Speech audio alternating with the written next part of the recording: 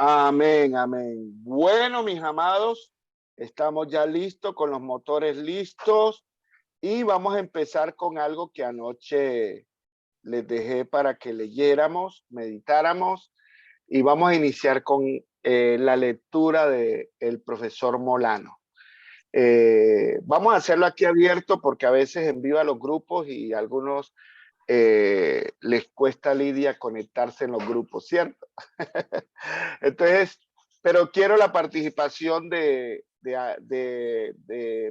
por lo menos unos 4 personas esta noche de lo que leímos del documento. Entonces, quisiera ver los que van a intervenir.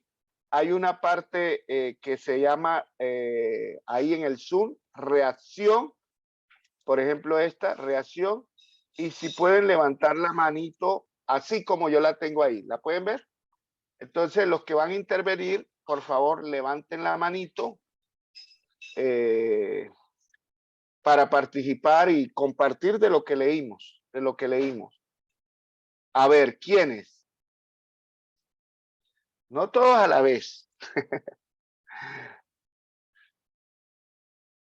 Vamos. ¿No leyeron o sí leyeron?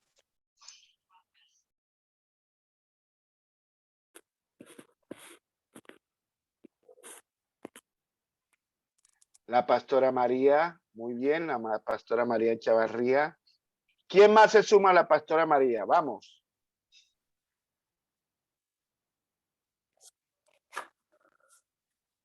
De la lectura, acuérdense que anoche terminamos, vamos a leer para cuando iniciemos, empezamos con la lectura. O abre el micrófono si le cuesta a Lidia abrir esto de reacciones y diga, yo pastor, quiero participar.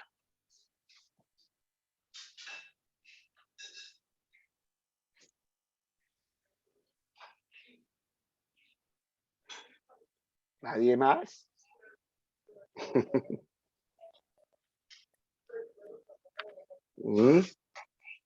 Bueno, entonces hagámosle con la pastora María.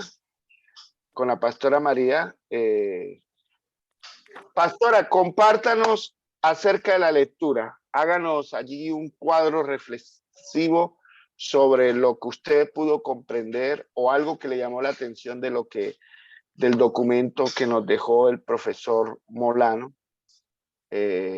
profesor de Sociedades Bíblicas en el área de Historia Bíblica. Adelante. Ajá. Bueno, pastor, pues lo primero sería pues como lo que usted nos explicó ayer de lo que significa en el Antiguo Testamento profeta, ¿cierto? Que viene de la palabra Naví. Y también en el Nuevo Testamento que es profetés, es que se dice así. Bueno, eso pues más o menos usted ayer nos lo explicó, entonces no me voy como a detener ahí. Mirar como lo que hace el profeta, ¿cierto? El documento habla de que los profetas en primer lugar denuncian, entonces denuncian el pecado y pronostican lo que va a suceder, o sea, el juicio, más que todos los del Antiguo Testamento, pronosticaban que venía un juicio, pero algo que me llamó mucho la atención es que en medio del juicio y lo que ellos denunciaban, se podía ver como algunas características de Dios, que es la compasión de Dios, la compasión, el, la gracia también. Eh, yo me imagino que es más o menos como una mamá cuando castiga al hijo y después de que lo castiga, entonces ya empieza como a mimarlo, a consentirlo. Y así es Dios, lo vemos a través de todos los profetas del Antiguo Testamento, eh, como Dios, por medio de los profetas, decía, van a ir al cautiverio, arrepiéntanse, viene juicio, bueno, cosas horribles, porque cuando uno lee todo eso de los profetas, uno lo que le da por decir es, Señor, por favor, misericordia.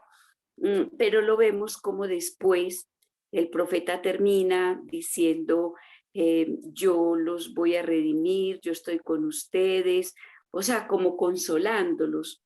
Entonces, podemos ver eso a través de los profetas, cómo Dios muestra la compasión por ellos, la misericordia, la fidelidad. Bueno, eso sería como en el punto de que ellos denuncian. Y otra de las cosas es que ellos leen la historia, es decir, ellos se dan cuenta a través de la historia cómo es ese actuar de Dios. Pueden ver a través de la historia la fidelidad de Dios. Una cosa muy linda también que me llamó la atención es que el profeta tenía una relación muy bonita con el Señor y eran íntegros. Así ellos podían escuchar la voz de Dios y darla al pueblo, porque eso es como lo que es el profeta. Escucha la voz de Dios y luego la da a conocer al pueblo. Bueno, también cómo los profetas veían a Dios. Entonces, en primer lugar, como un Dios único. Por eso es que Dios rechaza tanto la idolatría. ¿Por qué? Porque es que Él es el único, no hay nadie como Él. Él es el creador de los cielos y de la tierra. Entonces, Él es único. También Dios es soberano. Dios es soberano. Es decir, que Él siempre va a tener el control de toda situación y por encima de esas circunstancias y como de los problemas, las dificultades que tengamos, Dios va a estar por encima de eso y va a mostrar siempre su soberanía. Otra cosa que los profetas podían ver en Dios es que Dios es oportuno, es decir, Él nunca llega tarde, Él llega justo a tiempo. Él siempre tiene el control de cualquier situación. Eh, aunque parezca que no, pero es así. Dios siempre llega a tiempo. Bueno, también otro es el de un Dios extraño. También podían ver en eso, ver a través de la historia que a ellos les daba como dificultad comprender a Dios, porque Él es misterioso, porque ¿qué profetizaban ellos? Profetizaban un castigo en vez de Dios decir y hablar de la salvación. Entonces uno creería que por el contrario, pues el mundo se alejaría de Dios, por lo que venía era el castigo, mas no la salvación. Pero a través de la historia vemos que se convierte en una fortaleza, ¿cierto? Bueno, y el último aspecto que ellos veían es que Dios es amor.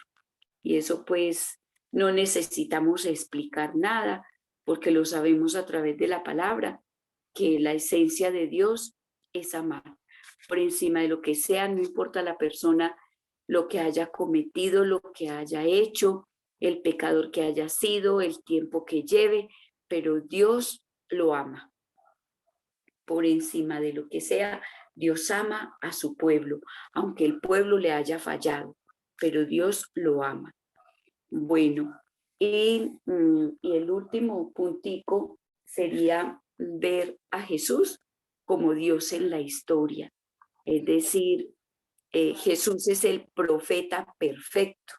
Él vino a, a cumplir ese rol de profeta, pero también a cumplir la profecía, ¿cierto? O Así sea, él es. cumplió toda la profecía que hay en el Antiguo Testamento. Él dijo, yo no vine a abolir la ley, yo vine a darle cumplimiento. Y eso es lo que hizo Jesús.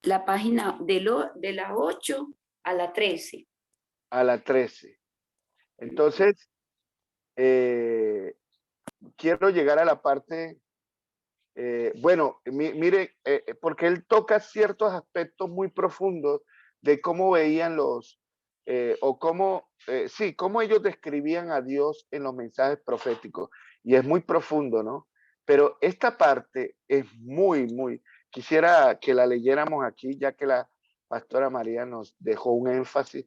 Voy a ampliarlo un poquito para que lo veamos más.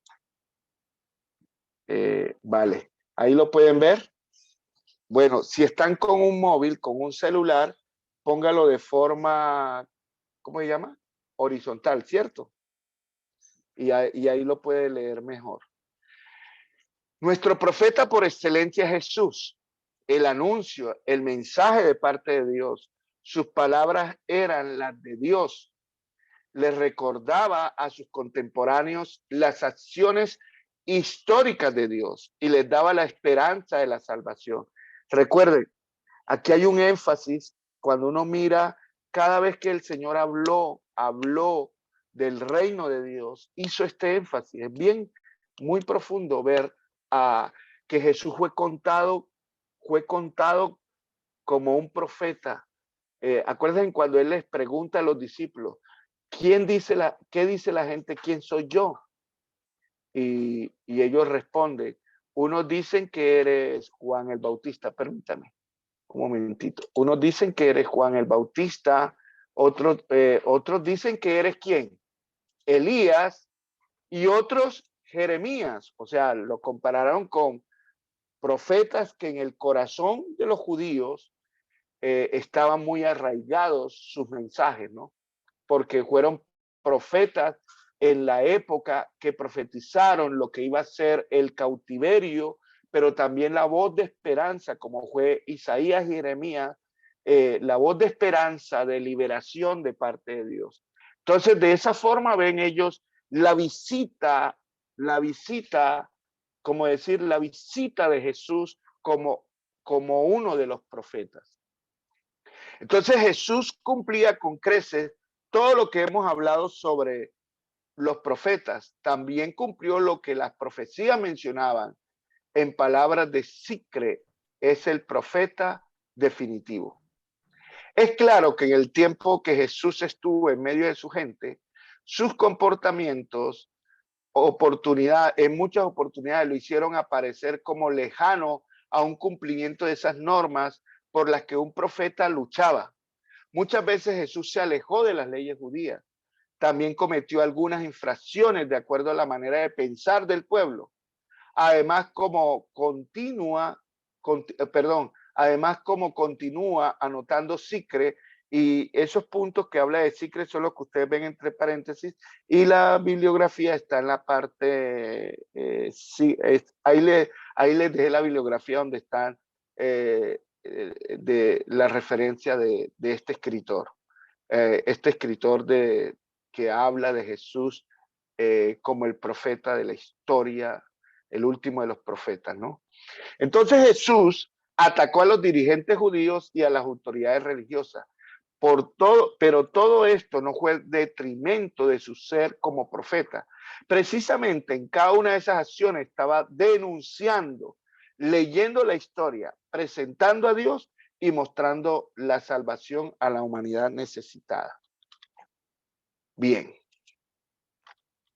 Con referencia a la historia y a Jesús, se debe decir que Jesús es el principio y el final de la historia. Qué lindo. Es el fin de la historia porque su accionar está unido y comprometido con esa historia. Que el Antiguo Testamento muestra y que en él se concluye. Por ejemplo, con referencia al día del Señor, proclamado por los profetas, quienes decían que era un día de juicio, Bercot dice que Jesús en sus discursos finales lo pronosticó y que tanto los evangelistas como el mismo Jesús consideraron que la muerte y resurrección dieron la bienvenida al día del Señor y que esto se hace más evidente en el texto de Hechos capítulo 2, en su cita relacionada con Joel, capítulo 2, versículo 19. Ese JL es Joel. Es también el inicio de la historia, una historia que aunque no está completamente marcada por la gracia, sí es esta muy relevante. Cristo triunfó en la cruz trayendo esperanza, mostrando a plenitud la gracia de Dios. Es entendible que la iglesia ahora lleve esa nueva historia a la humanidad para que su propia historia se transforme. Wow. Qué profundo, ¿no? Qué profundo, ¿no?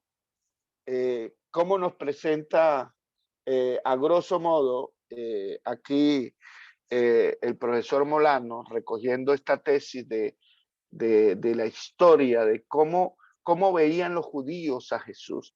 Ahora, es interesante que hasta ahora lo que hemos visto de ayer y hoy, interesante que de una u otra forma ser un profeta en el Antiguo Testamento era alguien con un tipo de vida totalmente alejado, aislado de la comunidad, de una u otra forma.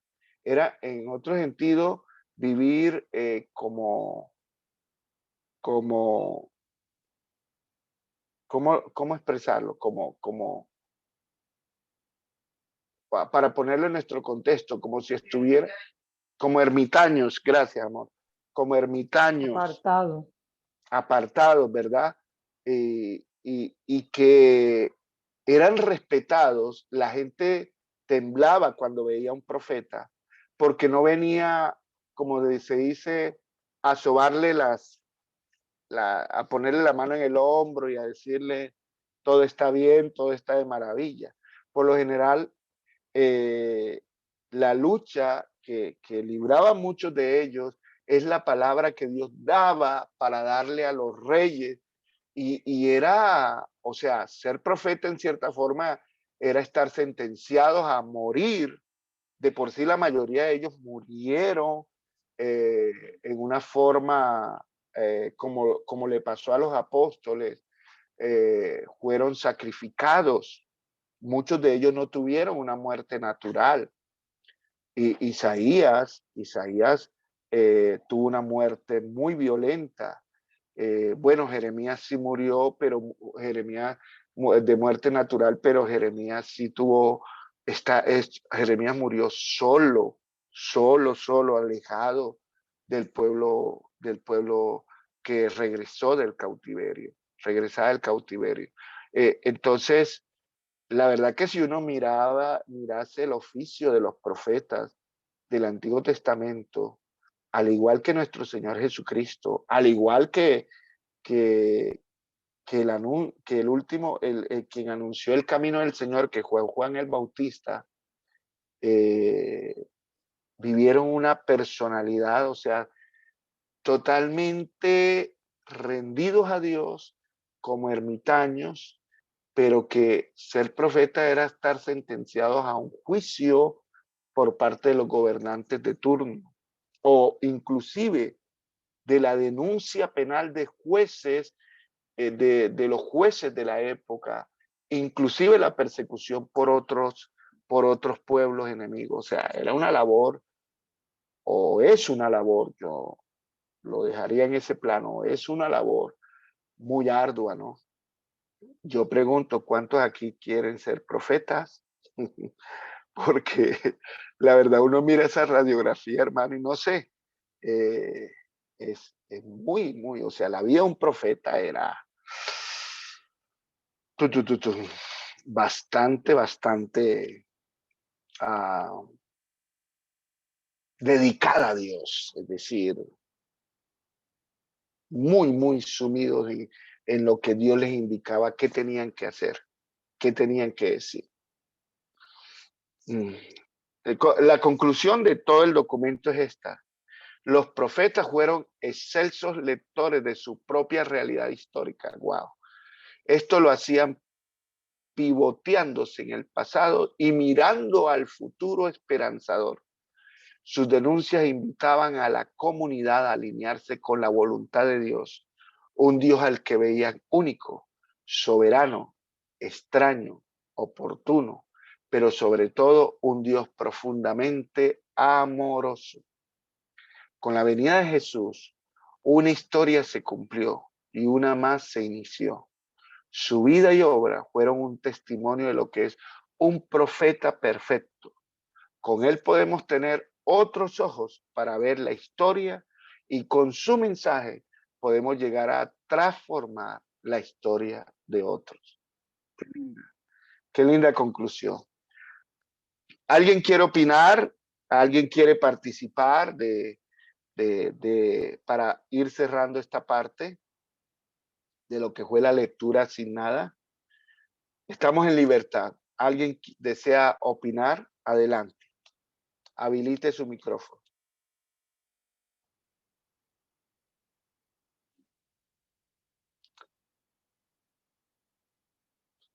Muy bien. Como que el opinómetro está hoy muy silenciado.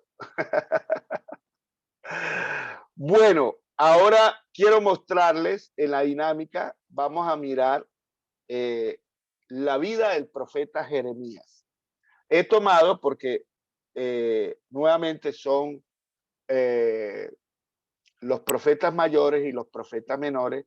He tomado, anoche mirábamos la vida de Isaías, ahora vamos a ver la vida de Jeremías, enseñamos a ver la de Daniel y uno de los considerados profetas menores, pero que es un libro siempre extenso, y es la vida del profeta Oseas. ¿Listo? Ok. Entonces voy a cerrar aquí y vamos a mirar la vida del profeta. Permítame y habilito por aquí, amplío, pero no amplío ahí. Un momentito. Vamos con Jeremías. Jeremías. Ok, aquí estoy. Bien, el profeta Jeremías. Y lo que tengo aquí nuevamente es un resumen, pero ustedes en el documento que les envié de PDF tienen mucho más amplio el bosquejo del profeta Jeremías. ¿Cuál es el tema? El tema es que Dios enviará a su pueblo al exilio, pero lo restaurará y establecerá un nuevo pacto. Por eso Jeremías, Isaías, voy a compartirle lo siguiente. Isaías enfatiza más acerca de la persona de Cristo 700 años antes, pero Jeremías habla de el retorno del pueblo bajo un nuevo pacto. En realidad es bajo ese nuevo pacto que enfatiza que nos está presentando también a el cumplidor de ese nuevo pacto, el cual nosotros hoy como iglesia pertenecemos a ese nuevo pacto.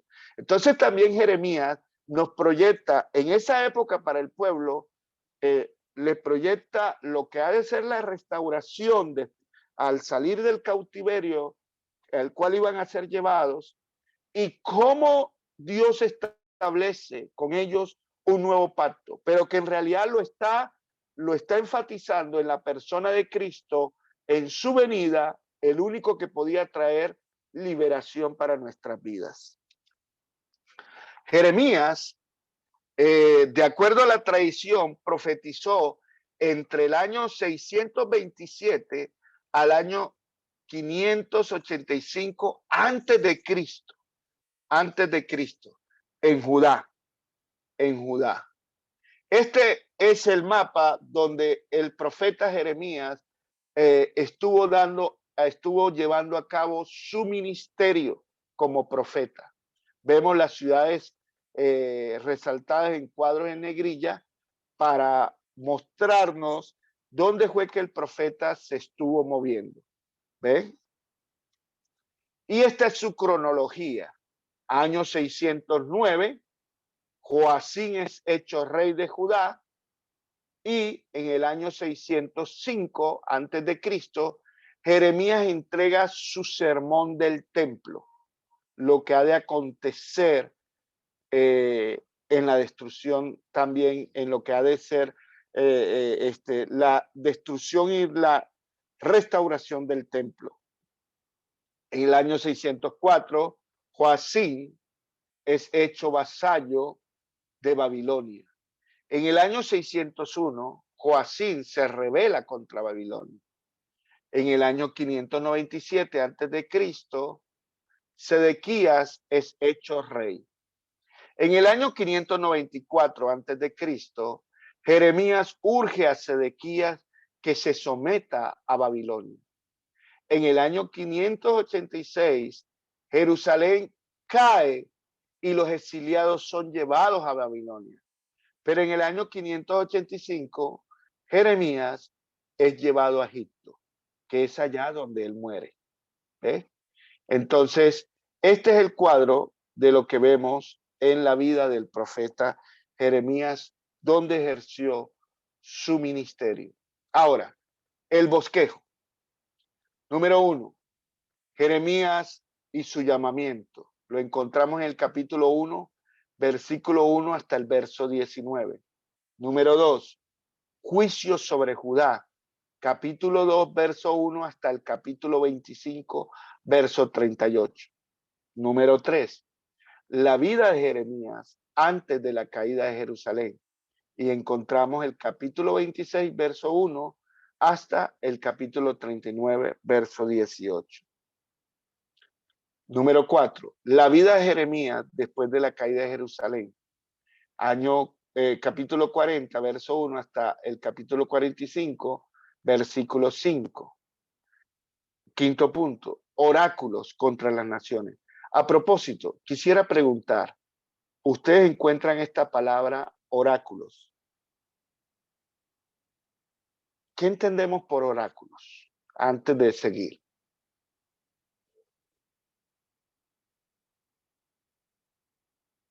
Pero ¿por qué tanto silencio? ¿Sí me están escuchando? Sí, pastor. Ah, bueno, gracias, pero es que siento que me han dejado solito en las preguntas. Pastor, yo por oráculo entiendo como predicciones. Predicciones, exactamente. Son las predicciones. ¿Ve? Entonces, esas predicciones contra las naciones las encontramos en el capítulo 46, verso 1, hasta el capítulo 51, verso 64. Ya al final, punto 6, apéndice histórico del capítulo 52, del verso 1 al 34. Un tema clave y fundamental que nos deja el profeta Jeremías es este verso que habla de las cisternas rotas. Dos son los pecados que ha cometido mi pueblo. Y esto nos deja ver todo el panorama de lo que se desarrolla en todo el libro de Jeremías. Me han abandonado a mí, fuente de agua viva, y han cavado sus propias cisternas, cisternas rotas que no retienen agua. Bien, estas son las preguntas que al ver el video que les voy a presentar, al ver el video, estas son las preguntas que quiero que nos planteemos. Si desean, pueden tomarle por ahora una foto allí, por favor, una foto a las preguntas y las pueden colocar. Alguien la puede colocar en el grupo de WhatsApp para que de pronto al ver el video y al finalizar el video me ayuden a responder por lo menos una o dos. ¿Vale? Bien, nuevamente un recurso didáctico y es el video. Entonces voy a quitar aquí y voy a presentarle, déjenme y busco por aquí que ya lo tengo listo, el profeta Jeremías.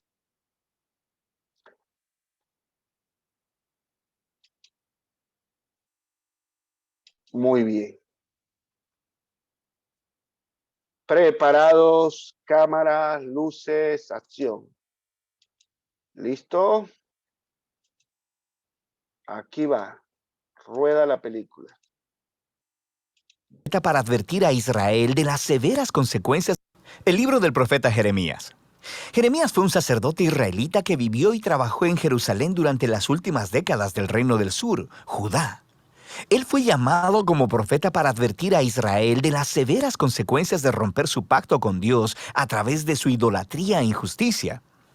Él incluso predijo que el imperio de Babilonia vendría como el siervo de Dios para traer este juicio sobre Israel, destruyendo a Jerusalén, llevando al pueblo al exilio.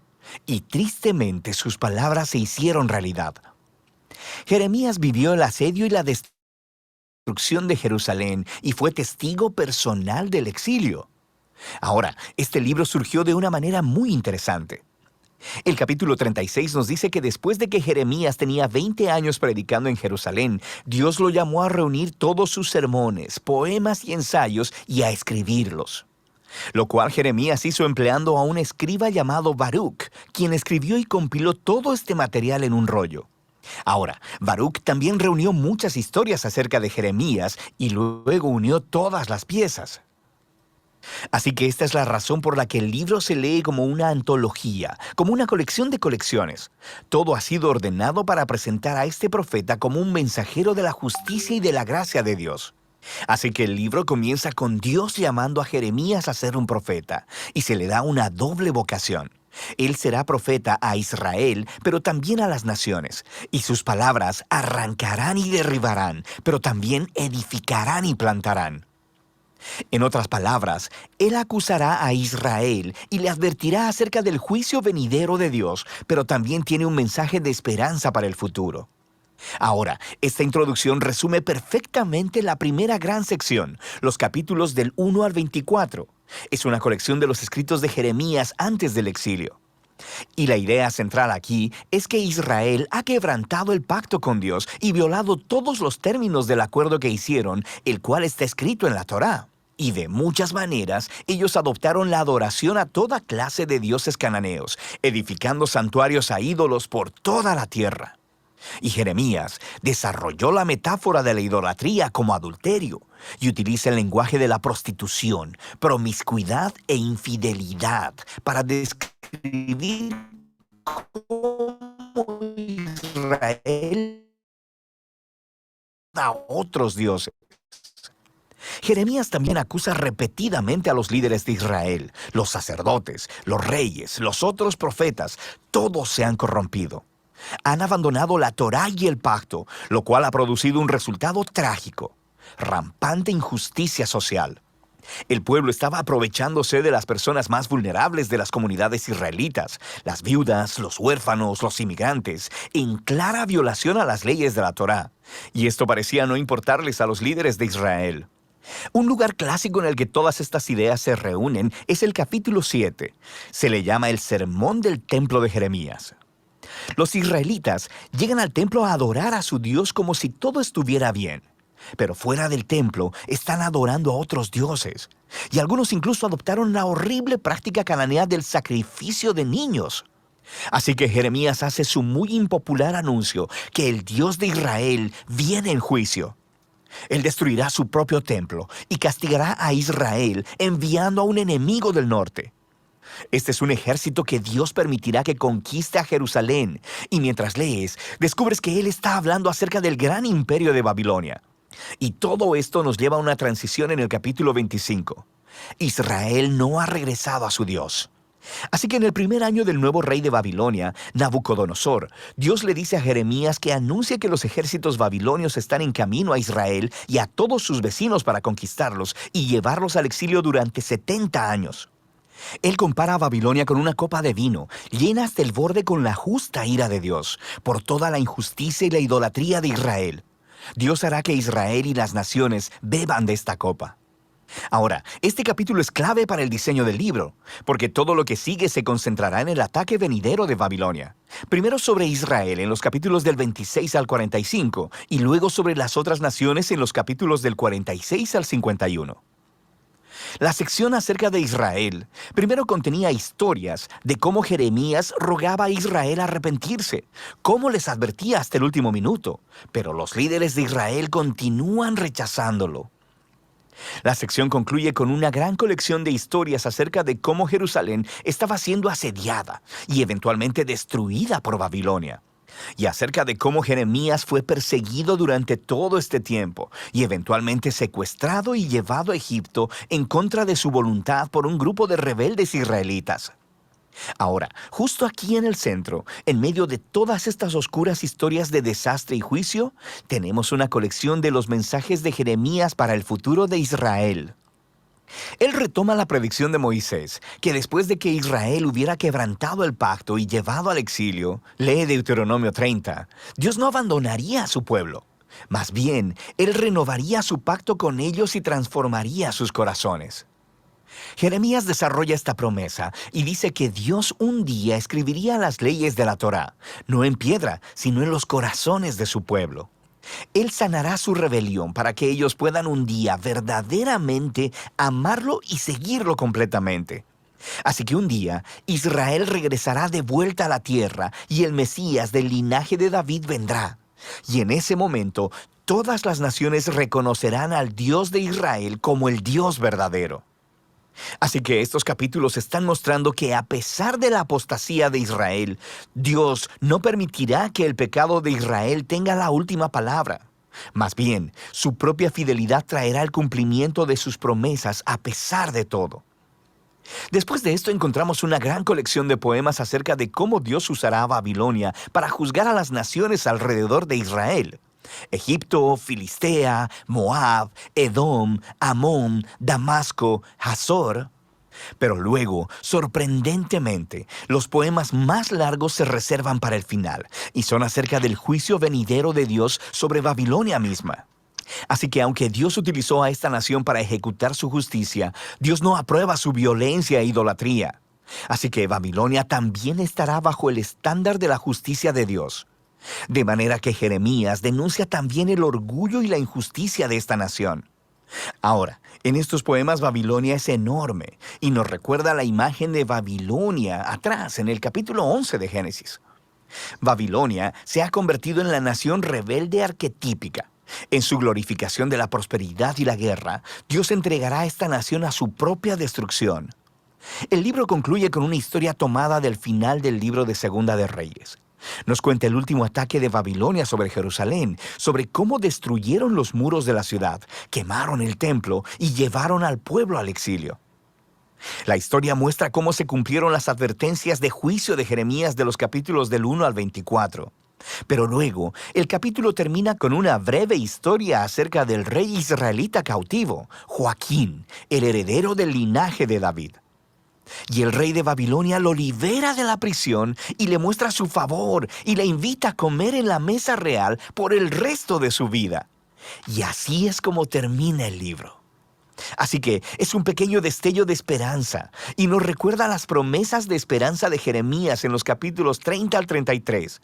Dios no ha abandonado a su pueblo o la promesa de un rey venidero procedente del linaje de David. Así que, aunque este libro contiene una gran cantidad de advertencia y juicio, las últimas palabras concluyen con una nota de esperanza para el futuro. Y de eso trata el libro de Jeremías.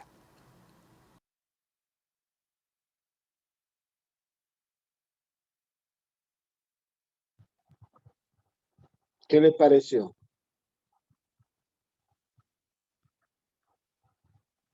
¿Mm? Muy buena, mi pastor, la historia. Poderoso, poderoso, la vida de Jeremías. Ahí es Jeremías, cierto.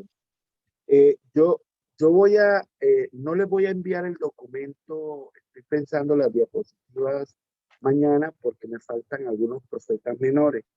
¿Les parece? Denme unos 2 días. Yo no me vaya a salir del grupo donde, porque no lo voy a enviar a todos los grupos, al grupo donde ustedes están inscritos en esta materia. Y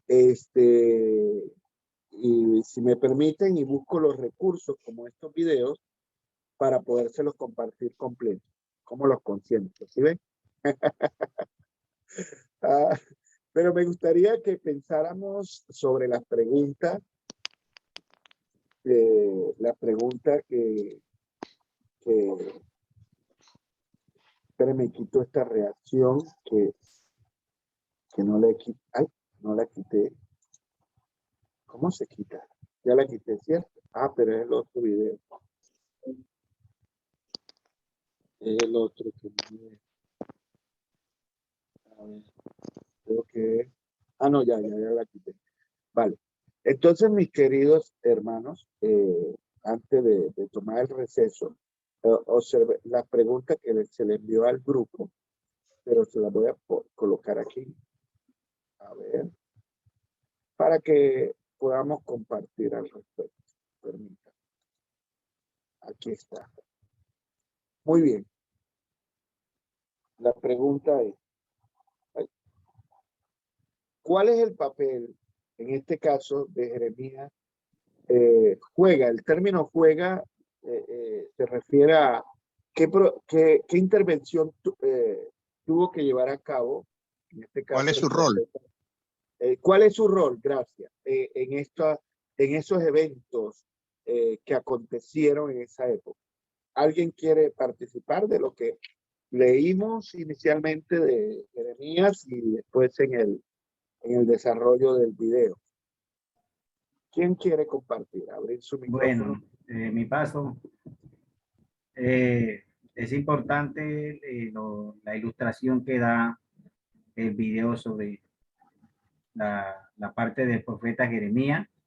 Yo Ajá. pienso que cuando el rol que él, digamos aquí, tiene que ver, o sea, el papel que juega, es Sí. que Jeremías aparece siempre como la persona dándole las directrices, las direcciones al pueblo de Israel, y que más adelante el pueblo de Israel le pasa las cosas pues porque no escuchó, porque se lo habían dicho. O sea, él vivió toda la historia, tanto al predecirla como después cuando se cumplió.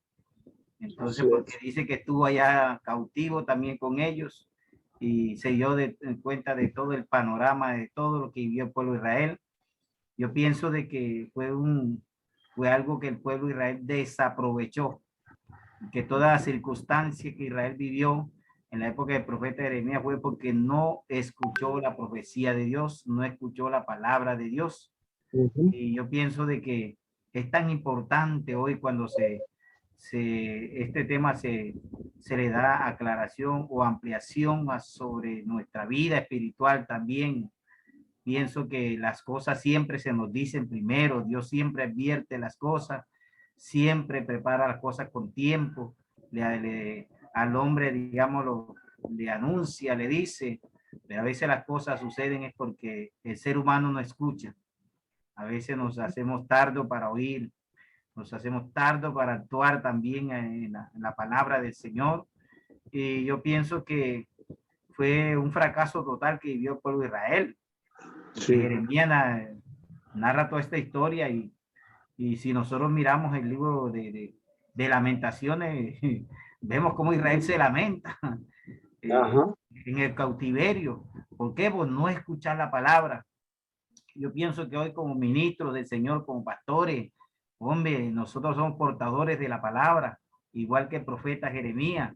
Hoy la misma Biblia nos enseña a nosotros que debemos de estar preparados y que los tiempos que van a venir no son tiempos buenos, son tiempos peligrosos y que cada día la situación se va empeorando, pero hay que estar agarrado del Señor porque esa palabra nos respalde en última hora y nos ayude.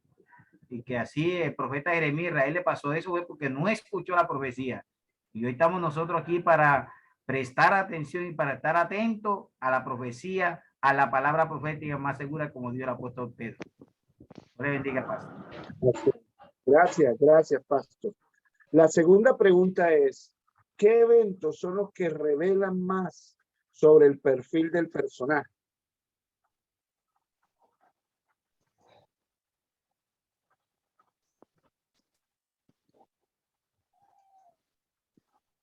¿Qué podemos decir? ¿Afectó o no afectó la vida de Jeremías? Esas situaciones ¿Qué podemos ver en lo que nos deja ver el libro sobre él mismo?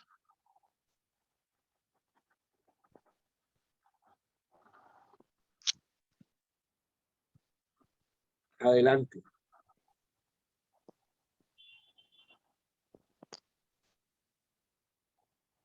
Pastor, bendiciones. Adelante, pastor. Pastor, sí afectó mucho a Jeremías porque Jeremías pues esperaba que el pueblo lo escuchara, sobre todo el pueblo judío lo escuchara y evitara caer, o sea, estar en el exilio.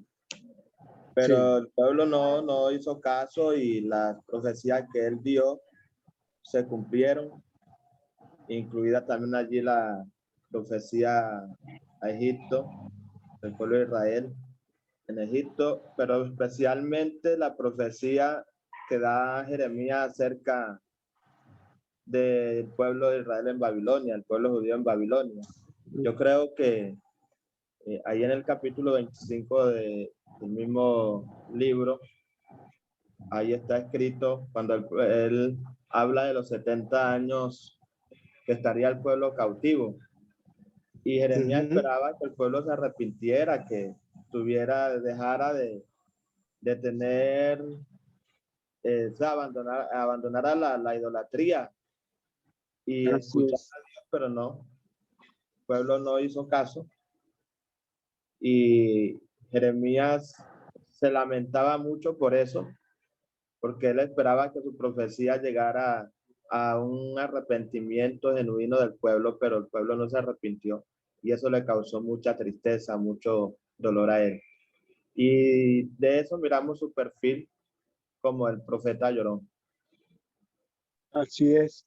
Y igual, como vimos ayer el caso de Isaías, las cosas que ocurrieron sí afectaron sus vidas en lo personal. Gracias, pastor. Muy buen aporte. Siguiente pregunta. Registra tus observaciones sobre el retrato bíblico en este caso, de Jeremías. ¿Cómo es Jeremías? ¿Cómo respondió él a otras personas? Ya el pastor Germán nos dio algunos aspectos, ¿no? ¿Cómo respondió él a Dios? ¿Es su comportamiento algo para imitar o evitar? Hay varias preguntas aquí, ¿no? Pero miremoslo desde este marco. ¿Quién desea compartirnos?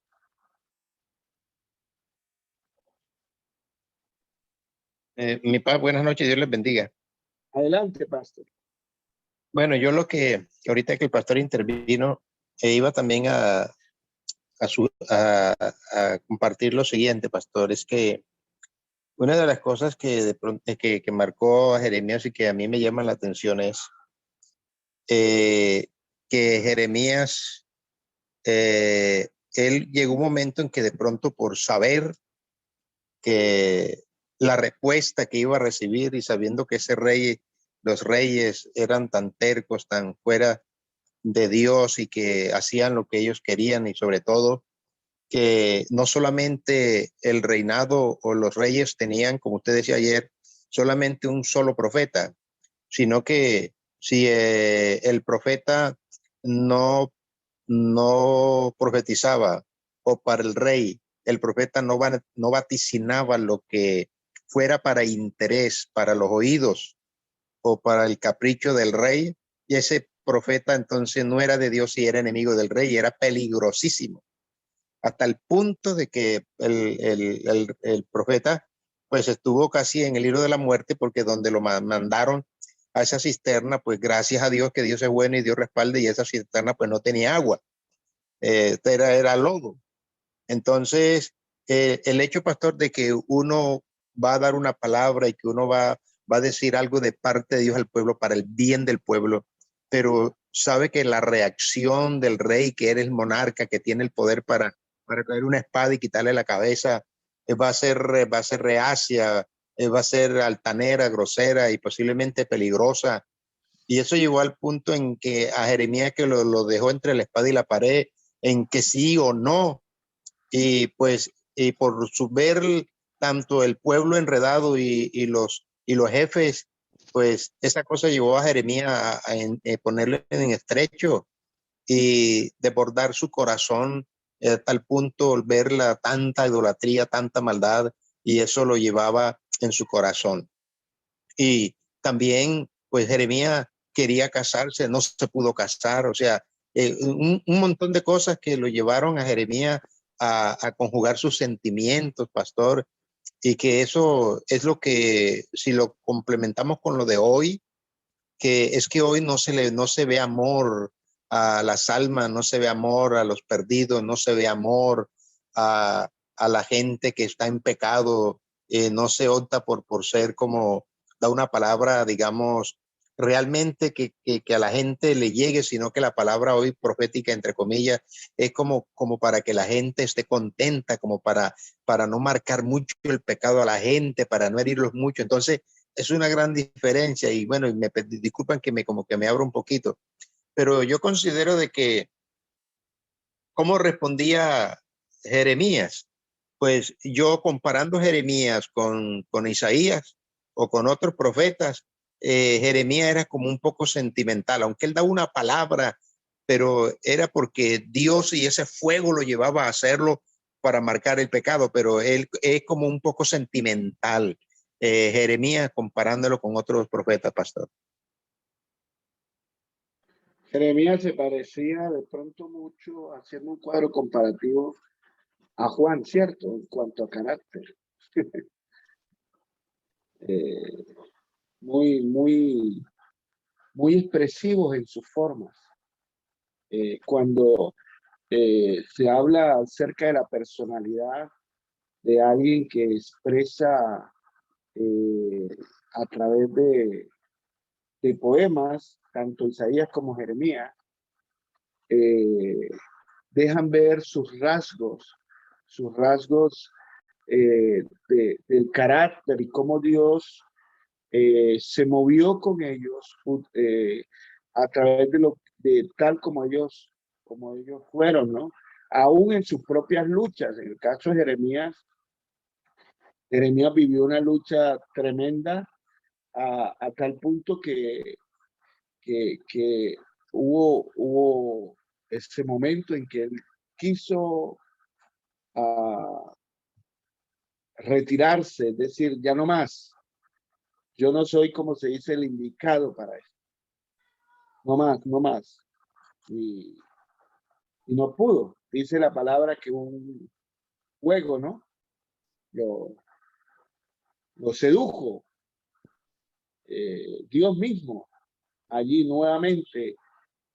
Es impactante. Ahora, estos destellos de su personalidad, de lo que no pudo lograr, uno dice, no, imitar a Jeremías en esa, no, es complejo, ¿no? ¿Qué dicen? ¿Qué dice? ¿Alguien más quiere opinar antes de cerrar este espacio de Jeremías? Sí, Pastor Jaraba. Con lo que usted acaba de expresar, habla el Pastor Gildardo.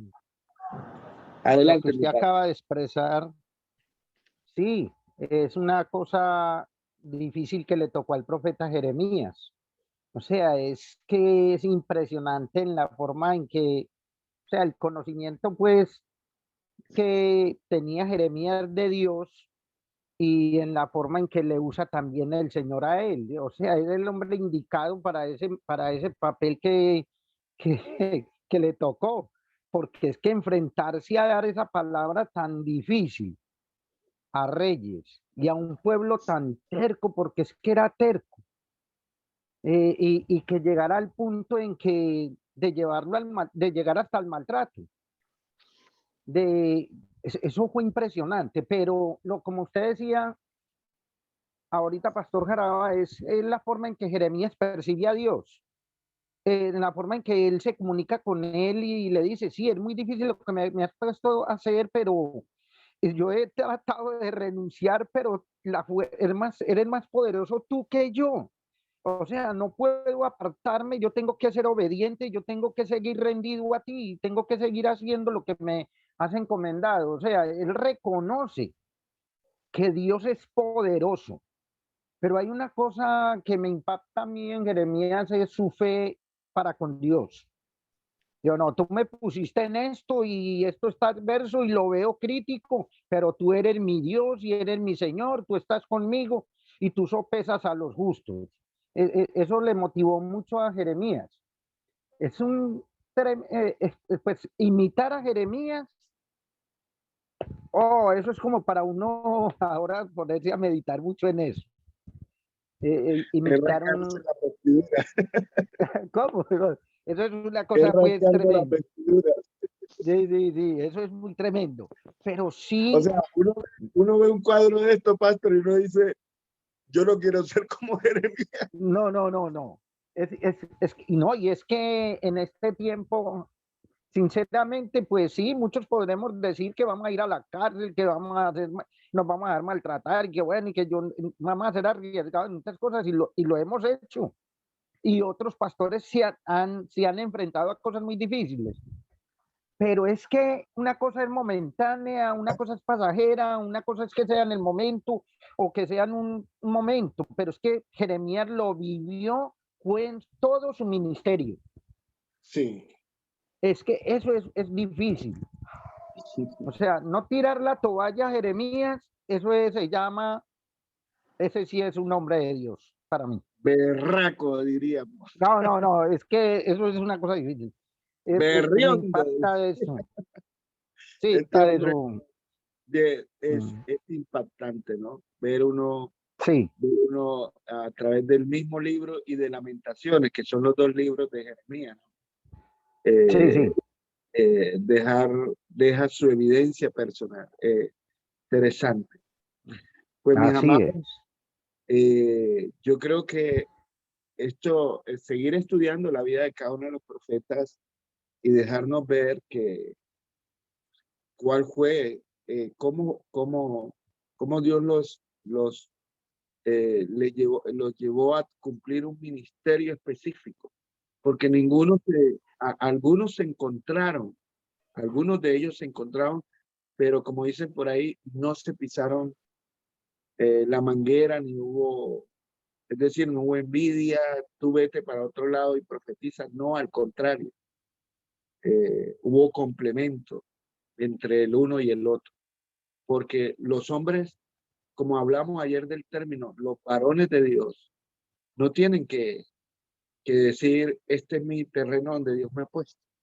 Es interesante ver cada uno de ellos, cómo se complementaron y cómo Dios les dio a cada uno una labor, una labor. Pues la verdad, estoy muy agradecido con Dios por esta oportunidad de compartir también con ustedes, profundizar un poco más sobre lo que son la vida de los profetas, el oficio de los profetas. Y al final haremos una reflexión sin criticar a nadie sobre la función de los profetas el día de hoy. ¿Vale? Vamos a tomarnos un receso, mis amados, un receso vamos a tomarnos unos 7 minuticos, mejor dicho, a las 8:15, volvemos volvemos a conectar, ¿vale? Sí, a iniciar nuevamente la clase. Muy bien. Bendiciones. Listo, pues. Esto.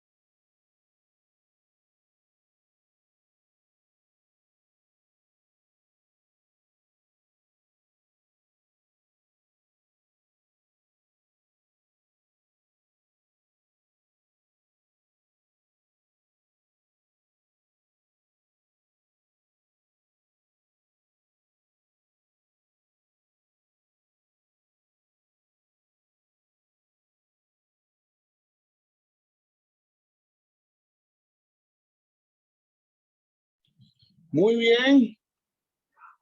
Ya estamos de vuelta. Ya estamos aquí nuevamente. Y vamos a seguir entonces. ¿Listo? Hermano, dicen por ahí que uno con hambre no, yo no predico. Entonces le eché un poquitico de arroz al estómago. No, alguito para. Espero que usted haya hecho lo mismo, ¿no? Aunque sea un poco de agua. Vamos a hablar de Daniel. Daniel tiene unas características muy diferentes a los que vimos, ¿no? De por sí. Por lo general uno siempre hace, en cuanto a la escatología bíblica, un cuadro comparativo entre Daniel y el libro de Apocalipsis, ¿no? Vamos a ver aquí aspectos de lo que nos muestra el libro de Daniel y vamos a ver también el video para que podamos compartir las preguntas. Entonces, el tema del libro de Daniel es que Dios es soberano sobre todos los reinos, los reinados humanos. El contexto, Daniel, de acuerdo a lo que nos enfoca la historia, sus escritos se dieron, o su vida se dio durante el año 535 antes de Cristo, aunque han sido propuestas fechas posteriores. ¿Dónde se desarrolló el ministerio de Daniel? Recuerden que él estuvo bajo la cautividad de Babilonia, pero fue estos los lugares de Judá, llevado cautivo a Babilonia, pero también estuvo en Susa y en Persépolis. El bosquejo del libro de Daniel. Las experiencias de Daniel en Babilonia, capítulo 1, verso del 1 al capítulo 6, verso 28. Las visiones de Daniel de eventos futuros, capítulo 7, verso 1 al 12, verso 1, hasta el capítulo 12, versículo 13. Este es el bosquejo. Y aquí está para que veamos el video de la vida de Daniel. Esto que ustedes ven aquí es el enlace. Se lo voy a estar dejando para que ustedes puedan también observar Daniel. Permítame y busco el video para que podamos verlo. El libro de Daniel.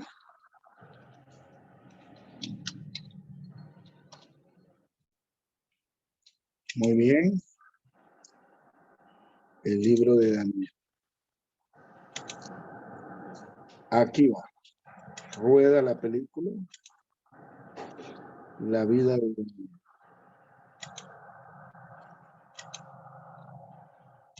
Entre ellos estaban 4 hombres de la familia real de David. Daniel, el libro de Daniel. La historia se desarrolla justo después del primer ataque de Babilonia a Jerusalén. Ellos habían saqueado la ciudad y su templo y se habían llevado a los israelitas al exilio. Entre ellos estaban 4 hombres de la familia real de David. Daniel, a quien después se le llama Beltsasar, y sus 3 amigos, a quienes probablemente conoces por sus nombres babilonios, Sadrach, Mesac y Abednego. El libro cuenta acerca de sus luchas por mantener la esperanza en la tierra de sus conquistadores. A primera vista, el diseño del libro parece bastante simple. Los capítulos del 1 al 6 contienen historias acerca de Daniel y sus amigos en Babilonia, mientras que los capítulos del 7 al 12 contienen las visiones de Daniel acerca del futuro.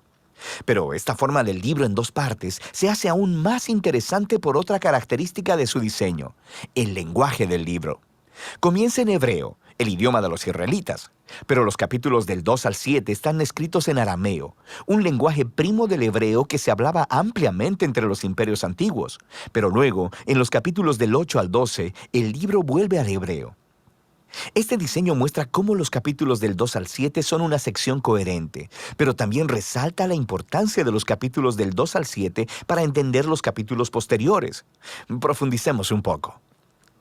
El capítulo 1 presenta la tensión básica de la primera parte del libro. Daniel y sus amigos son muy sabios y capaces, y son reclutados para servir en el palacio real de Babilonia. Pero ellos son presionados para abandonar su identidad como judíos, viviendo y comiendo como babilonios, y violando las leyes alimentarias judías que se encuentran en la Torá.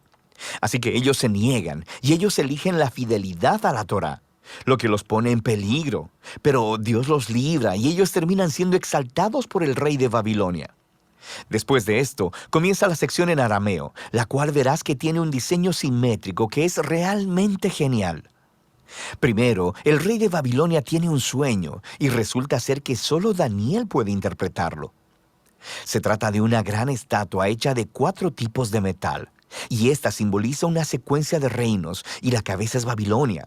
Pero luego, una enorme roca llega volando y quiebra la estatua, y la piedra se convierte en una enorme montaña. Ahora, este sueño es la primera de muchas visiones simbólicas del libro y presenta la narrativa básica de todas ellas. Daniel dice que la estatua representa una serie de reinos humanos que seguirán al de Babilonia y que todos estos reinos llenarán el mundo de Dios con violencia. Pero un día vendrá el reino de Dios, quien confrontará y humillará a los reinos arrogantes de este mundo y llenará el mundo de la justicia sanadora del reino y del gobierno de Dios. Después de esto, el capítulo 3 cuenta la famosa historia de los 3 amigos de Daniel, quienes rehúsan inclinarse y adorar a la enorme estatua de un ídolo, la cual, como la estatua en el capítulo 2, representa al rey y a su poder imperial.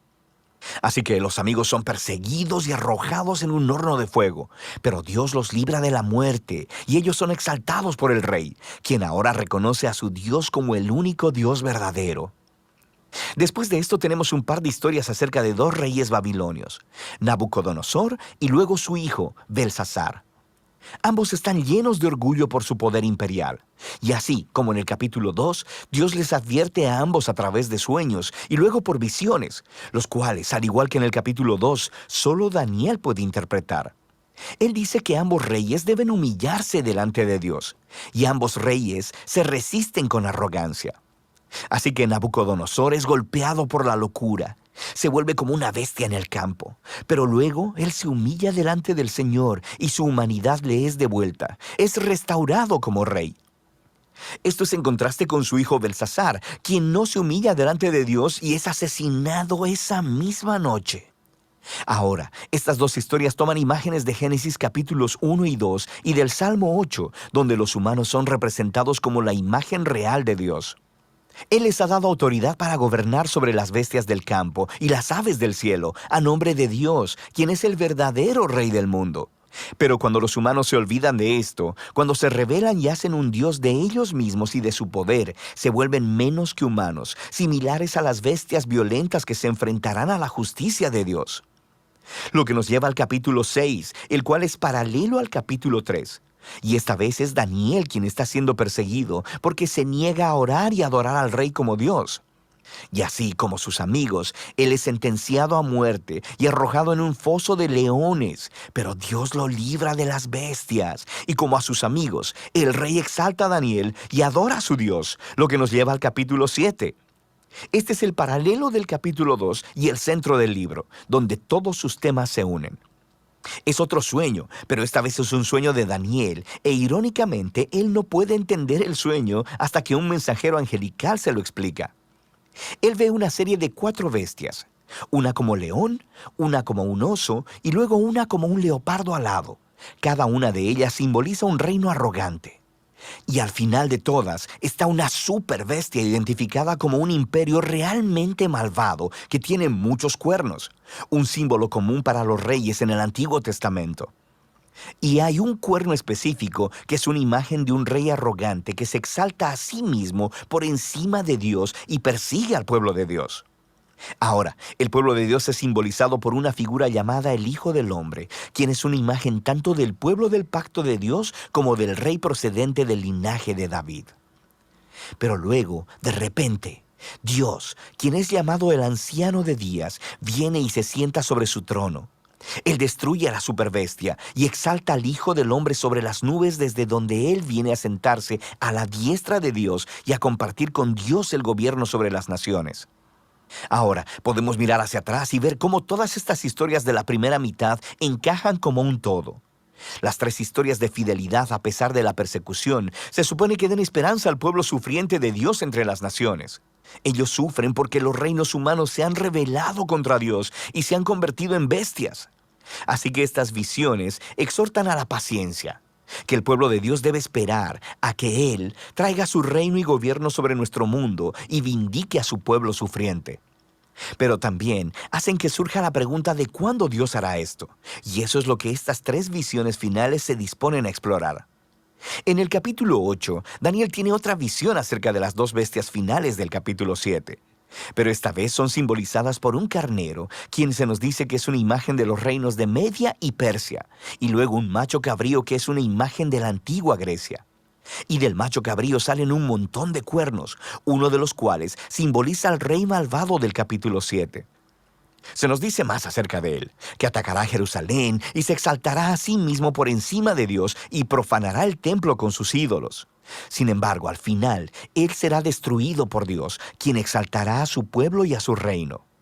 Ahora, a nivel del capítulo 9, Daniel está muy confundido, especialmente respecto de cuándo sucedería todo esto. Así que consulta el rollo del profeta Jeremías, donde Dios dice que el exilio de Israel solo duraría 70 años. Así que para Daniel, los 70 años están por terminar, por lo que le pide a Dios que cumpla su promesa pronto.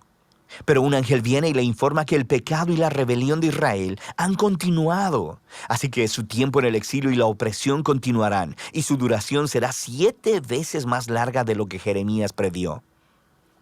Daniel está profundamente turbado por esto y tiene una última visión. Se nos muestra la misma secuencia de reinos: Persia, luego Grecia y Alejandro el Grande, seguido de reyes menores. Todo esto conduciendo al último rey, el rey del norte, quien invadirá Jerusalén, pondrá ídolos en el templo y se exaltará por encima de Dios. Pero luego, de repente, este rey cae en la ruina. Ha habido mucho debate acerca de a qué se refieren todas estas visiones. Muchos ven una clara conexión con los ataques del rey sirio Antíoco en el 160 a.C. Él mató a muchos judíos fieles en Jerusalén y colocó ídolos en el templo. Otros piensan que estas visiones apuntan hacia el rol del Imperio Romano en la ejecución de Jesús y en la destrucción de Jerusalén y del templo en el año 70 después de Cristo. Y otros más creen que será cumplida en eventos futuros que sucederán cuando Jesús regrese. Ahora, el problema es que los símbolos y los números no encajan perfectamente con ninguna de esas posturas, pero abren la posibilidad de que, en un sentido, todas estas interpretaciones tengan razón. El libro de Daniel ha sido diseñado para ofrecer esperanza a todas las generaciones futuras del pueblo de Dios. Lo hizo en los días de Antíoco y lo ha hecho después también. Esta es la razón por la que Jesús podía usar imágenes de Daniel para describir y confrontar a los líderes opresores a quienes se enfrentó en Jerusalén. Esta es la razón por la que Juan, el visionario que escribió Apocalipsis, pudo adaptar las visiones de Daniel y aplicarlas a la Roma de su tiempo y también a todos los imperios opresivos del futuro. Entonces el punto de Daniel es que todas las generaciones de lectores pueden encontrar aquí un patrón y una promesa. Es un patrón de que los seres humanos y sus gobiernos se convierten en bestias violentas cuando glorifican su propio poder, cuando redefinen el bien y el mal y no reconocen a Dios como su rey verdadero. Pero Daniel también ofrece la promesa de que un día Dios confrontará a la bestia. Él rescatará a su mundo y a su pueblo al traer su reino sobre todas las naciones. Así que para todas las generaciones, este libro habla de un mensaje de esperanza que debe motivarnos a la fidelidad. Y de eso trata el libro de Daniel.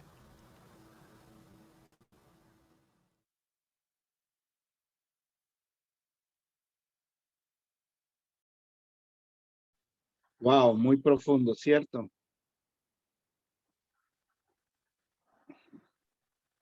Sí, pastor, muy profundo. Muy profundo. Bien. Vamos a volver a las preguntas. Voy a tomar las preguntas que nos necesitan.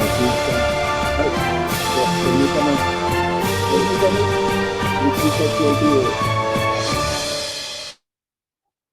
Hola, ¿cómo están ustedes? Bienvenidos a este primer programa de una serie.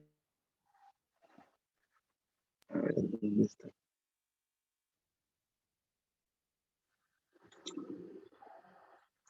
A ver, no me deja. Dame un momentito. ¿Ahí me escuchan?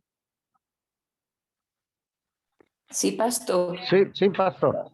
Permítame y quito el YouTube, que es lo que me está. No lo cerré de enseguida. Vale. Ok, No, para creo que poner ya. aquí. ¿no? Creo que ya. Y aún más, nos llevarán a los tan desconocidos días del fin. Ah, ya. Ahora sí.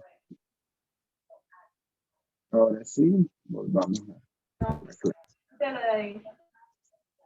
Muy bien.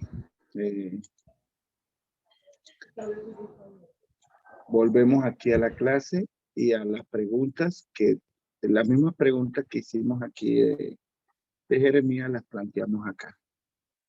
Nuevamente, ¿cuál es el papel que este personaje, en este caso Daniel, nos presenta en cuanto a los eventos que nos deja ver en el desarrollo del libro? ¿Quién desea habilitar su micrófono, por favor? Y comparte, nos comparte.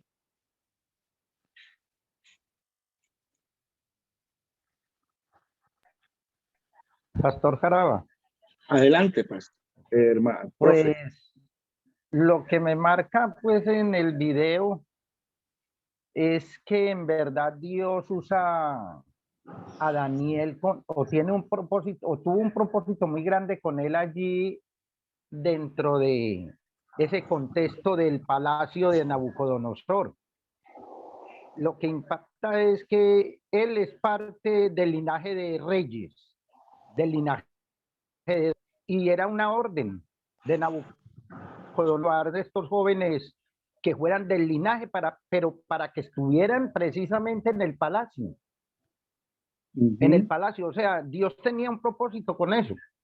Y sí. Lo que impacta es cómo empieza el libro con Daniel, porque es que Daniel llega allí proponiéndose marcar o poner su posición como israelita, como aquel que es de Dios, como aquel que en verdad él está cautivo, pero vivía para Dios. Eso es algo que hay que mirar en ese contexto. O sea, él marca la diferencia con esos tres amigos. Sí, Y llegar hasta el punto. nos deja ver cómo a pesar de se mantuvieron en santidad para Dios. Sí, exacto. Es que es impresionante ver cómo siendo un prisionero, un cautivo, Dios lo lleva y lo pones en un palacio porque él era apto para estar en un palacio. Él era de un palacio y como tal llega allí, pero allí llega es a crecer, a marcar. Y lo impresionante es que según cada capítulo y que pasan varios reyes, que pasa uno, pasa el otro, que eso es lo que se ve allí, pero si llega al final y Daniel permanece. O sea, ¿cómo es que Daniel permanece ahí sabiendo que este rey es después, sale, después sigue este otro y después este, porque hay varios sueños, pero son diferentes reyes. Pero Daniel parece más, los reyes no. O sea, eso es un alcanzo a mirar allí y me llama mucho la atención porque eso está dentro del plan de Dios, dentro de la profecía con Daniel. Así dentro es. de la profecía con Daniel. Y pues es maravilloso, esto es motivante y nos lleva como a profundizar un poquito que impacta, ¿verdad? Que ese propósito de Dios con Daniel, de llevarle allí a un gobierno diferente, cautivo, son 70 años que era la promesa. Es que esa promesa de Dios son 70 años que van a estar allí. Y Daniel está ahí. Desde el principio hasta el final. Sí. Desde el principio hasta el final. Es una cosa... O sea, esto me lleva o me motiva más a estudiar más el libro de Daniel, estudiar más el profeta como tal. Como tal, sí. Porque, sí, porque en realidad que el profeta, lo que hace Daniel desde joven, porque es que Daniel es llevado muy joven. Sí, un niño. Junto con sus amigos. Sí. Según he visto por ahí en algunos libros, creo que tenía por ahí unos 15 años. Sí, sí. Según. Era un por ahí unos adolescente. 15 años. Un adolescente. Pero un adolescente marcando historia. Marcando una historia. Y la marcó, pero bien marcada. Sí. Si uno mira y analiza todo este video que nos has dado el placer de ver allí, sale este otro, pero el que usa a Dios es a Daniel para interpretar eso. Y cada Así rey tiene que pasar por la presencia de Daniel. Y cómo termina, cómo llega hasta el punto de que el propio sueño, cómo interpretó los otros, porque Dios le da interpretación, pero el último que es el de él no es capaz de interpretarlo. Eso también me llama mucho la atención. Pero cómo Daniel en su comunión con Dios, mire cómo él vive esas experiencias profundas, porque son experiencias demandas. Tener esa experiencia de que hasta un ángel venga a tener ese diálogo con él, de esa interpretación del sueño que él tuvo. O sea, es tremendo. Esto motiva a seguirle estudiando y mirar a ver. Qué bueno, sí, pastor. O sea que, pastor, ahí para que nos envíe los materiales. Claro que sí. Voy a terminar de organizárselos, sobre todo lo que me faltan de los profetas menores, y se los estaré compartiendo. De eso no se preocupen, que va directo PowerPoint, no es PDF, para que puedan copiar. Listo, para que puedan copiar donde están los videos y puedan seguir, verlos nuevamente. Hablemos de la última parte, esta que dice, registra tu... Francis, tienes la mano levantada, adelante. Disculpa. Sí, pastor. Dios le bendiga. Es que a mí me llamaba la atención ya es la forma o el tipo de profecía de Daniel y lo comparaba con Jeremías, porque Jeremías todo el tiempo era así dice el Señor, así dice el Señor. Pero vemos que en Daniel es diferente porque Daniel él vio y él decía, y ahí en los pasajes dice, vi yo al Señor, vi. Entonces, Jeremías hablaba de una forma muy personal, pero veo a Daniel hablando de una forma más de visión, más de revelación, en sueños y en visiones. Y yo pensaba entonces en los tipos de profecía, en esos tipos de profecía. Y analizaba, bueno, Jeremías escuchaba directamente la voz de Dios. Daniel la veía en sueños y en visiones, porque pues yo escucho pues muchos pastores y hermanos que dan los sueños y las visiones, y yo lo veo acá en Daniel y es tenido como por profeta. Hace poco escuché a un judío que hace unos videos y él decía que los judíos no tienen a Daniel como un profeta, sino que a él lo tienen como tipo de oráculo, que Daniel entra entre el oráculo, porque ellos tienen una clasificación muy diferente de los profetas. Y una cosa que le criticaban a Daniel es ese tipo de profecía, de que fuera en sueño y en visión y no directamente como la de Jeremías. Pero no lo descalifican como profeta porque se cumple y se relaciona con el Apocalipsis. Entonces, esa parte es la que yo analizo en cuanto a al libro de Daniel. Dios le bendiga. Gracias, qué buen aporte. Qué buen aporte. ¿Alguien quiere compartir algo más referente a lo que vio del video, a lo que hemos compartido del análisis del libro de Daniel? ¿Quieres complementar? ¿Alguien más? Adelante.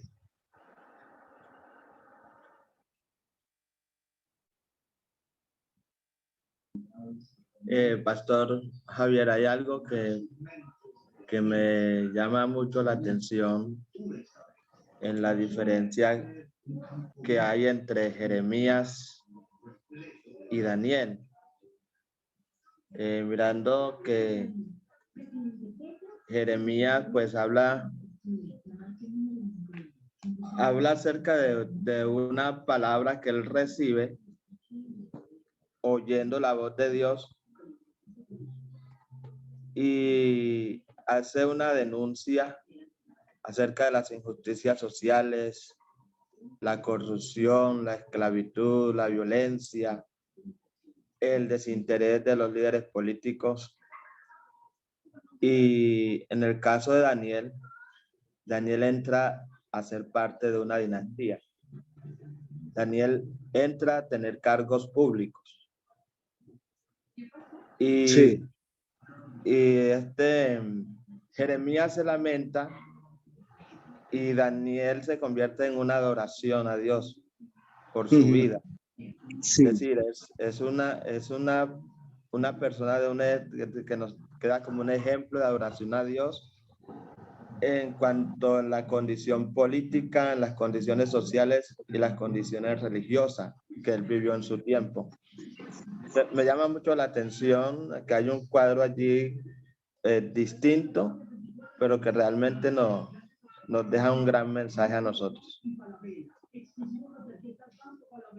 Así es cierto.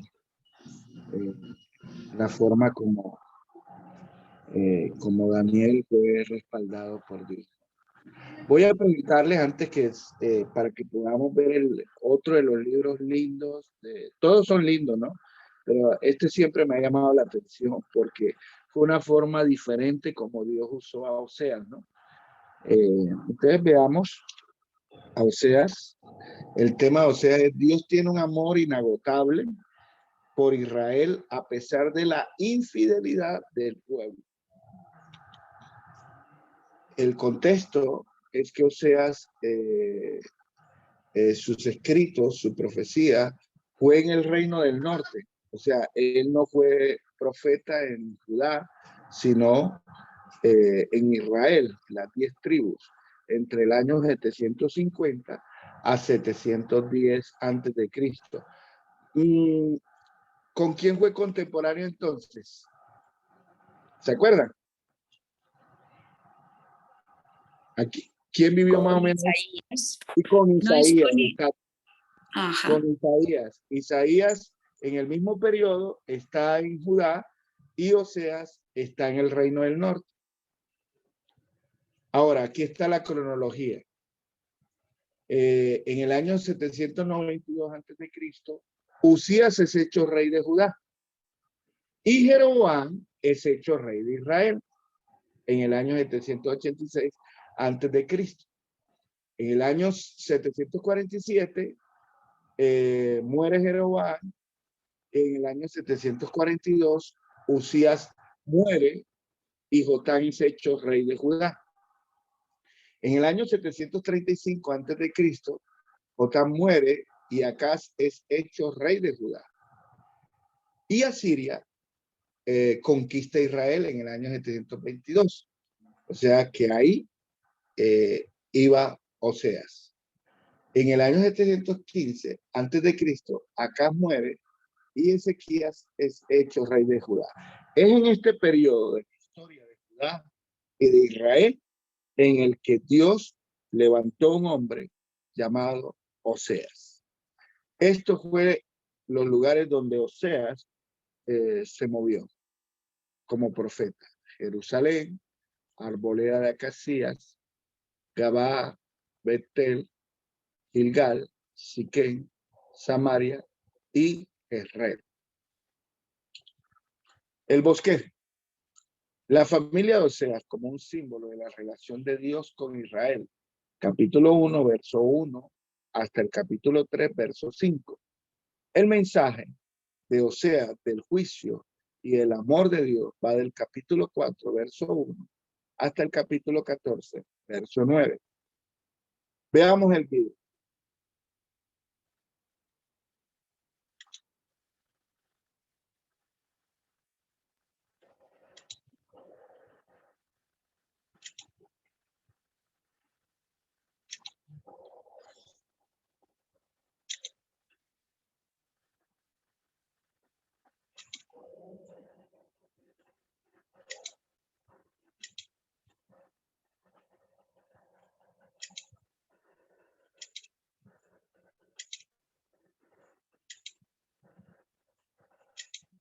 Ahora sí, ya se los presento.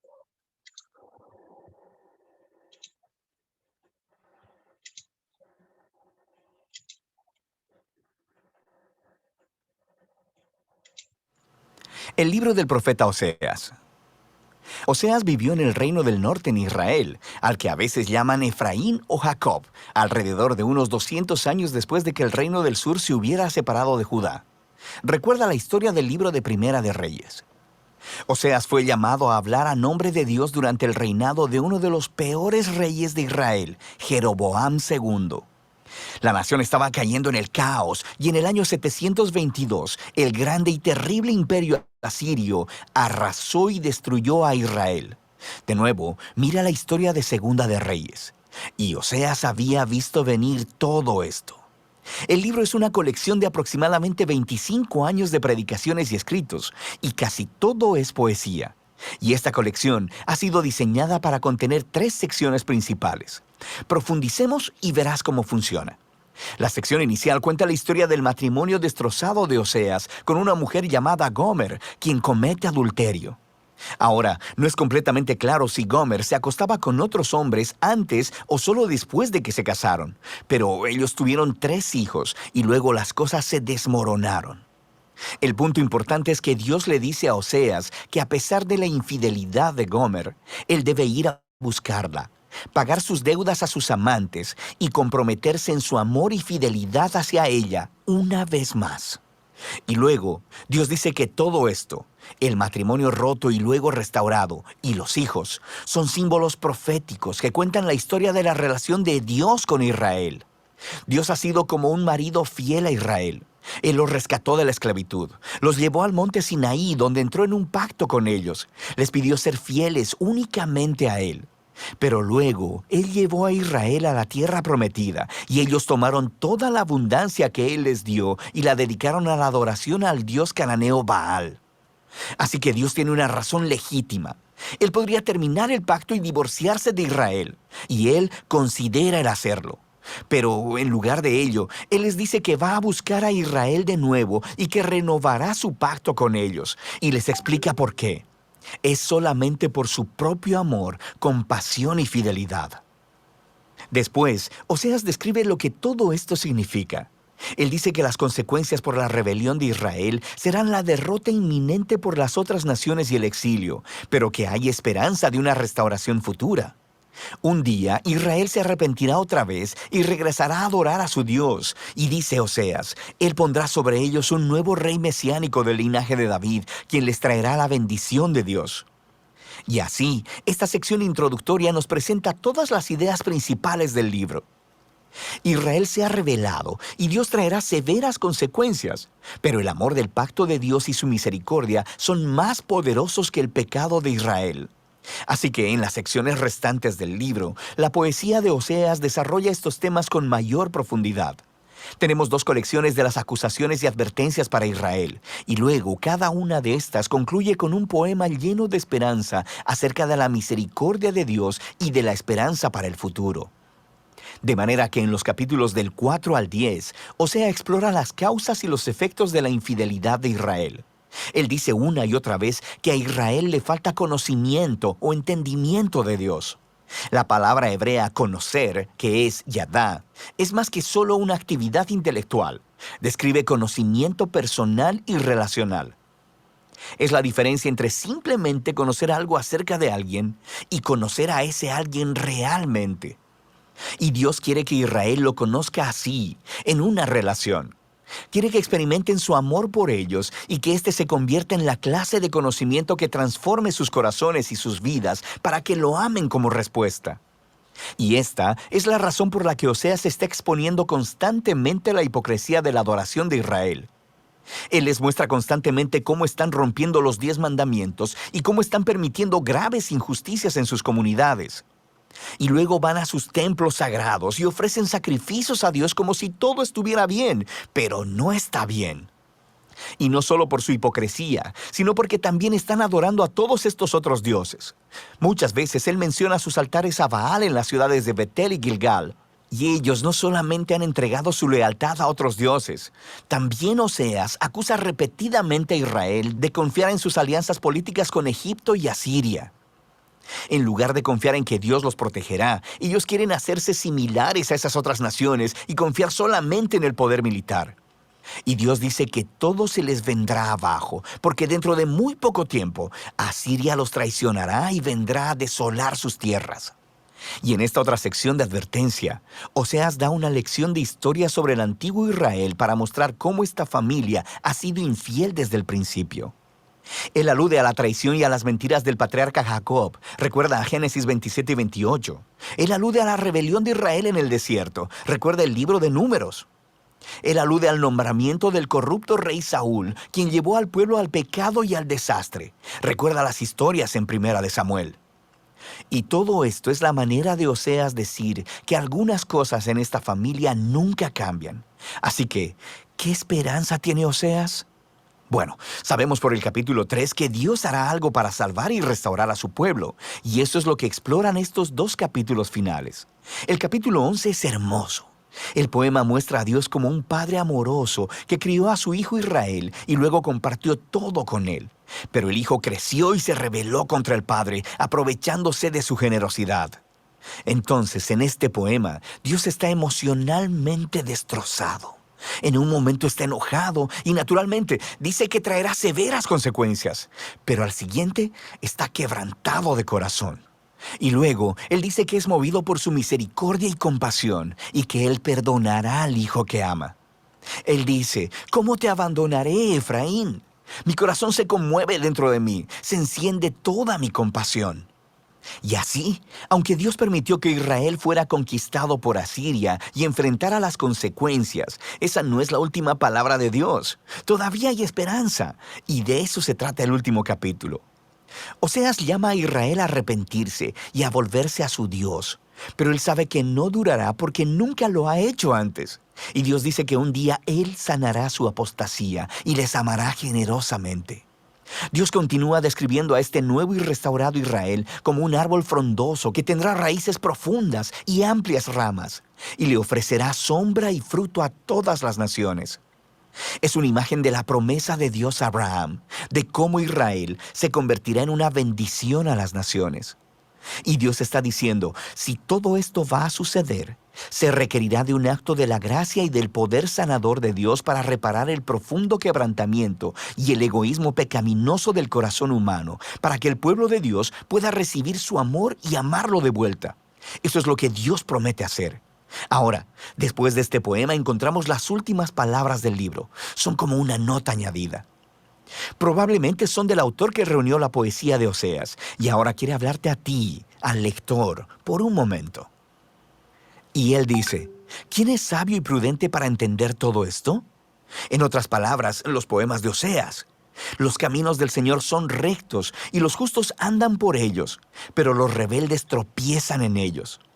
Así que el autor quiere que sepas que la poesía de Oseas para el reino del norte, Israel, no está encadenada al pasado.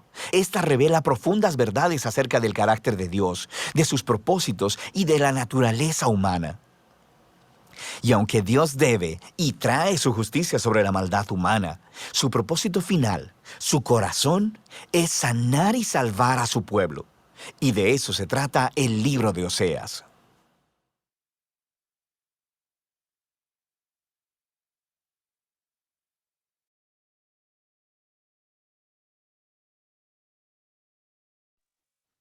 Wow. Tremendo, ¿no? Lo deja uno sin palabras. De ver el amor tan grande de nuestro Dios. Oh, no sé ustedes allí, pero esta última sesión,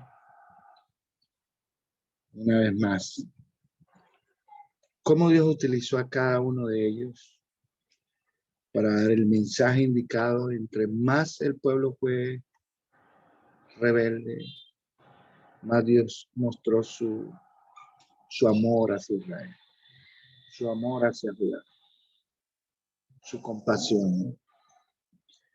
Es decir, que el marco de la profecía no termina con una desesperanza, sino al contrario, la restauración y la esperanza en Cristo, así como al final en Apocalipsis vemos cielo nuevo y tierra nueva. Oh, bueno, mis amados, creo que ha sido un tiempo muy productivo, ¿no? ¿Algo más? ¿Alguien quiere compartir algo más? Recuerden, tienen allí el manual. Hay mucho, tienen buen... al final hay un cuadro comparativo precisamente de lo que es las profecías. Nos faltó un poquito más para poder trabajar comparación con lo que hoy en día se habla de lo que es el marco. Creemos que Dios ha levantado profetas, pero que siga esta misma línea, este mismo pensamiento de Dios, cómo Dios nos sigue hablando. Yo creo que sí hay profetas, hermano. Amén.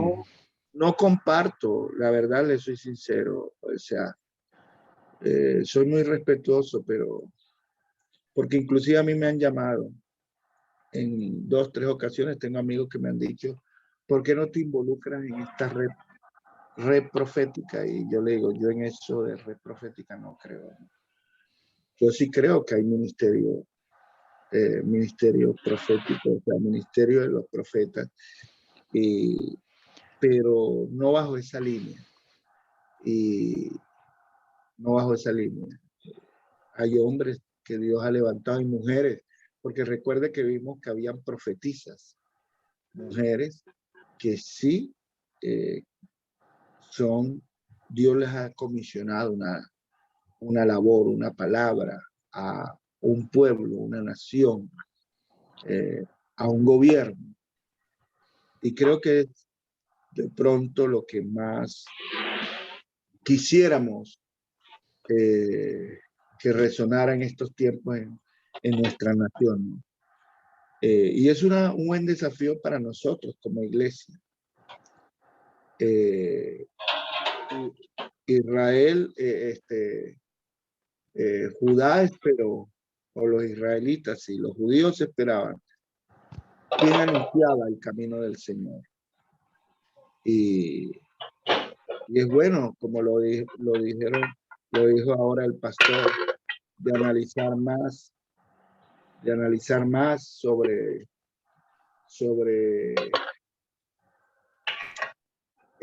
estos marcos proféticos y cómo si esa palabra sigue, y porque es su palabra, sigue retumbando en nuestros días, hoy más que nunca, de lo que ha de venir para la iglesia en Cristo Jesús. Bueno, mis amados, gracias. Amén. El próximo mes estaremos trabajando con una profesora invitada, no se lo pierdan, que usted ya conoce. El año pasado la tuvimos en 2 clases, a la teóloga y profesora Evelyn Barraza, y nos va a estar enseñando vamos a adelantar, ella va a enseñar antes de que se ocupe ya de lleno en el Instituto Bíblico, donde va a estar enseñando. Entonces me dijo que si podíamos adelantar el libro de los Hechos, así que va a ser bien importante, el libro de los Hechos. ¿Cómo la pasaron? Comentarios. ¿Eso sería para qué fecha, pastor?